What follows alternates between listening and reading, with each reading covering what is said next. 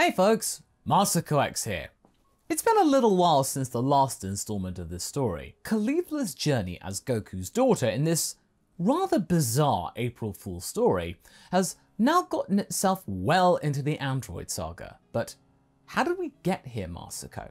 Well, it's all to do with the idea that a fellow from our regular livestream suggested, where Caulifla and Gohan were switched between universes. And we will get to see Gohan in the fullness of time in this story, but for now, since the characters in Dragon Ball Z had no clue that there were other universes out there, we are sticking with Collie here. Thanks to the April Fool What Ifs, we can be much more relaxed when it comes to these plots. Today's video is sponsored by Tokyo Treat and Sakura Co. They are both monthly Japanese snack subscription boxes. With Sakura Co, you will receive 20 traditional and authentic artisan Japanese snack items and one special Japanese tableware piece with your box every month. For this edition, Sakura Co collaborated with the Ibaraki government to bring you an Ibaraki harvest, the best from that region, and their producers of fine delectations such as Ibaraki blueberry manju and their special chestnut kaninto. Ooh, I like that one. After you're finished, you'll be eager to visit the prefecture and learn more, which you can also achieve by the included guidebook packed full of context and allergy information. And for the Tokyo Treat box, you will receive up to 20 exclusive limited edition and seasonal snacks from Japan. This month brings a limited edition Halloween themed box and a more spooky experience with some spooktacular snacking, starting with this specially designed book and a lovely shaded purple box. And this box is jam-packed with treats like classic Kit Kats, this time sweet potato flavored, and Tokyo Treat special Tokyo Layer Loaf flavored, this time with maple pumpkin. Delish. By the way, Tokyo Treat has a free giveaway for Halloween where you can win prizes and even a free Tokyo Treat box. Link is included in the description below. I've been receiving these boxes for quite a while now, and I can say that they are an absolutely fantastic way to experience Japan, and they will give you everything that you enjoy about Japan and much more. You can go to my Up on the Lookout channel to find more about these treats where I try them in great detail, or you can go ahead and get $5 off your first Sakura Co or Tokyo Treat box by using the code MASAKOX at checkout or via the links in the description below. Thanks once again to Tokyo Treat and Sakura Co for sponsoring today's video. Now let's get back to it. With Frieza gone entirely, no mecha version here, Cold and Ginyu would have to look a little harder for the place that Goku called home before they came a-knockin'. It turned out that Goku and Caulifla's training wasn't as vital as they had thought, because a boy from the future with a very cool sword arrived, and that caught Caulifla's attention. She started to feel things for this one. Trunks was not just a cool uncle-like figure. This guy was just straight up cool. Maybe he's like the big bro she never had? Let's resume. The training for the androids began, and there was a very sizable quartet of fighters, with the three Saiyan chums doing their best to figure out what Super Saiyan was and how they could achieve it based on what Trunks had told them. Kaioken could only get them so far in proceedings. And speaking of Kaioken, Caulifla had finally been able to use properly Kaioken after having been taught it a while back by her father, but then told not to use it because, she was very, very young. She then understood why Goku had said that it was the case. The first time she tapped into it at ×10, she flew around at high speed for several seconds in a fit of euphoria, before then collapsing in a heap on the ground, done for the day. What gives? She mumbled in the dust. Uncle Raditz was chuckling to himself. You went a little hard into that, Caulifla. You used up all your power for no discernible reason. Were you trying to flutter around like an enraged bug? The girl got up and poked her tongue out at her uncle in defiance. He's right, kiddo. You can't rely on Kaioken so much.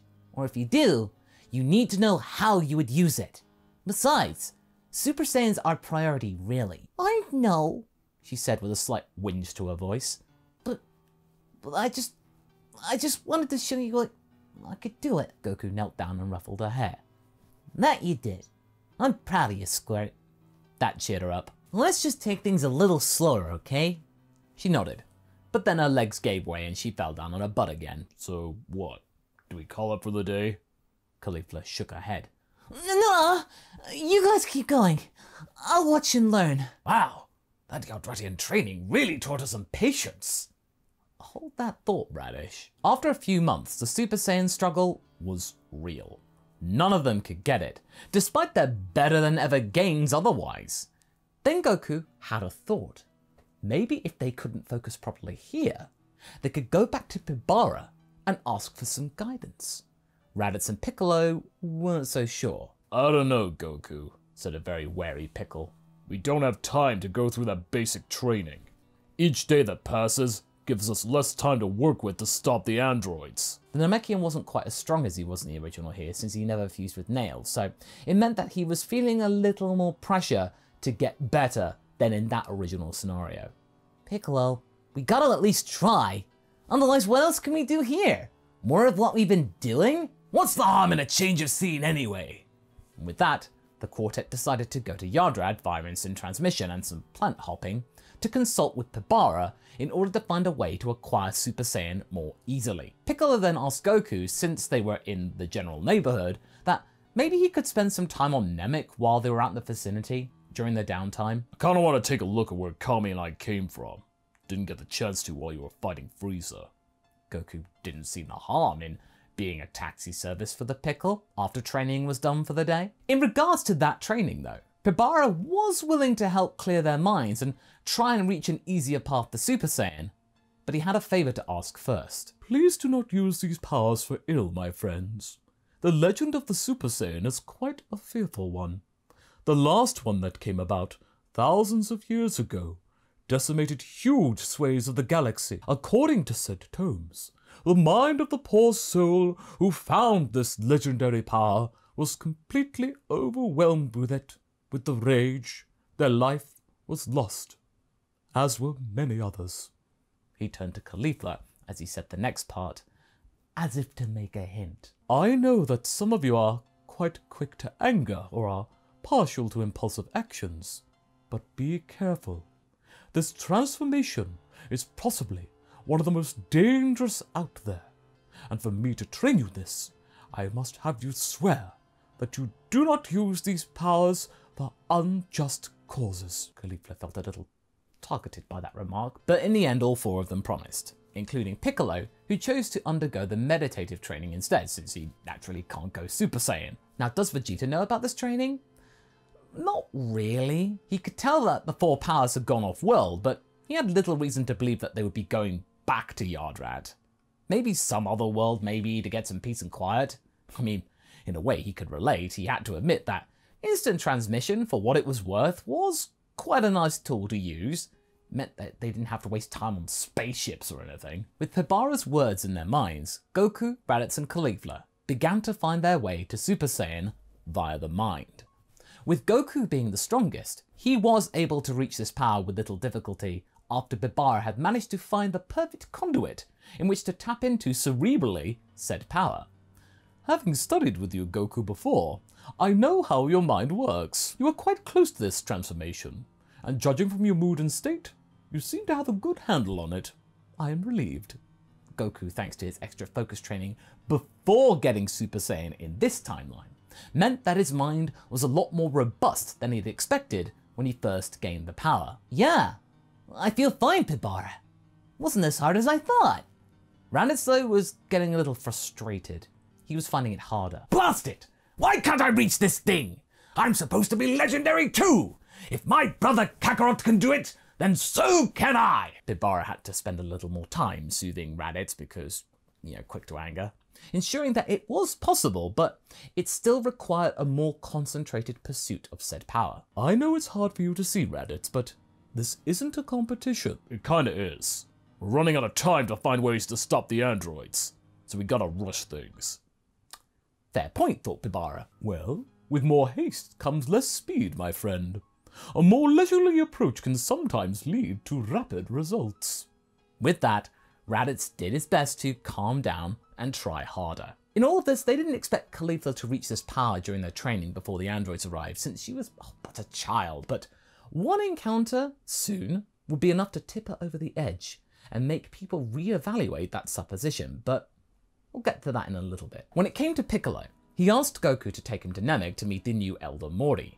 Guru had since passed due to old age and the stress of Frieza's special operation to acquire their Dragon Balls, but they were still happy to see Goku, and even more happy to see another Namekian, another one of their kind, who had survived. Piccolo, though, felt a little awkward, but he was willing to learn more about Namekian society. If you don't mind, Goku, could you come back in a week or so? I want to spend some time here and figure out some stuff. Goku was happy to oblige. I bet you're homesick. I mean, that's fair, Piccolo. Well, no, I've never lived here before. But your body feels homesick. Whatever. Piccolo remained on Namek whilst Goku went back to Yardrad to continue his mastering of Super Saiyan. On Namek, Mori introduced Piccolo to their strongest warrior. Nail, by this point, had little to do at the moment since Guru had passed, because he was his attendant. Mori was a lot more independent than Guru was, and thusly, it meant that Nail had more free time in which to pursue his own ventures. But, with Namek being such an introspective and isolatory place, peace was the watchword. He had grown quite bored. He had been training up some of the other warriors, but they were still quite a ways away behind him in strength. Naturally, Big Green was much stronger than Nail, and that got Nail thinking. You know, there's a way to get even stronger. Something that is technically forbidden around here, since we are so few in number. Oh yeah? What's that? Fusion. Fusion? You mean like combine our bodies? Nail nodded. Why do you want to fuse with me? Wouldn't that mean that Namek's defenses are reduced? You do know that I don't intend to stay here, right? I am aware of that. That's partly why I want to fuse with you. To see the galaxy for myself. Namek here is the same placid self it's always been. For all my life. I'm glad that we are at peace. And Mori plans to use the Dragon Balls to move Namek's location soon. So that nobody will bother us again. But that's also why I'm dreading it. With us hiding, what's it matter if I'm gone? That's selfish thinking, Nail, but I gotta admit, a power boost sounds kinda tempting. Especially after fraternizing with a couple of Super Saiyans for a while. Super Saiyans? Piccolo then explained to Nail, and that only bolstered Nail's conviction. They decided to talk to Mori about it. And whilst the Elder was displeased talking about fusion, he understood that Nail was idling at present. I will agree to this on one condition, that you be ready to help us should we need it. I do not wish for us to lose entirely our greatest warrior. We shall train up our other recruits, but we need as much force as we can muster. Is that clear? Piccolo agreed. Well, hey, with Namek being so calm all the time, it would be a very, very rare occurrence for him to be called up. And with that, the fusion took place. Piccolo was in the hot seat for this fusion, like before. Nail was happy to be taking a back seat, going along for the ride anyway. Also, they could defuse if need be, since Babara could then go on to mention that a technique of his, Force Spirit Fission, could separate them should they desire. When Goku came to collect Piccolo, he was a changed being. He could sense that the Namekian had gotten much stronger, and his personality had mellowed out a little bit. Sure enough, this was true. With Piccolo's power being higher than it was than when he first fused with Nail, and Nail now being at full power of himself instead of being on the brink of death, the multiplier was much more acute, and thusly Piccolo's boost brought him closer to Goku, and now Raditz. Him who had spent almost every waking minute perfecting Babara's advice, and he just about got Super Saiyan. Meanwhile, Caulifla and Babara spent more time meditating together, since he wanted to get a better handle on her. She had only just started to practice more willingly with Babara anyway in close quarters. But, as they did so, the Master could start to sense something unusual about her aura. He hadn't noticed it before, given that she was so little and malformed in terms of her energy signature. But now, since she was approaching her 9th birthday, her ki was now beginning to mature, and this was strange. It felt so different to what he had seen before. He had never seen anything like this. He had wanted to tell Goku, but they had been making such advances in their training, taming Super Saiyan, quite remarkably, that it would be for the best to remain silent for now. Don't rock the boat. But Babara knew that Caulifla was not from this realm, or at least her essence wasn't. Now, speaking of Caulifla, she'd asked to go to see Vegeta in the gravity chamber to see what he'd been up to. Goku didn't see the harm in this, and so they headed down when they had some downtime, down to Capsule Corp and visited Bulma, who was nursing a baby. What? Turns out that they had a kid, Bulma and Vegeta, who they named Trunks. Bulma having liked the sound of the future boy's name and so chose to adopt it herself. It's kind of cute that his hair is so similar as well. But before they could delve into that rabbit warren even further, Vegeta exited the chamber to see what all the fuss was about. He had then been planning to leave the planet in the ship to finalize his training and get Super Saiyan for himself, but when he found out that Goku and Raditz had both succeeded in getting the power, the prince went silent.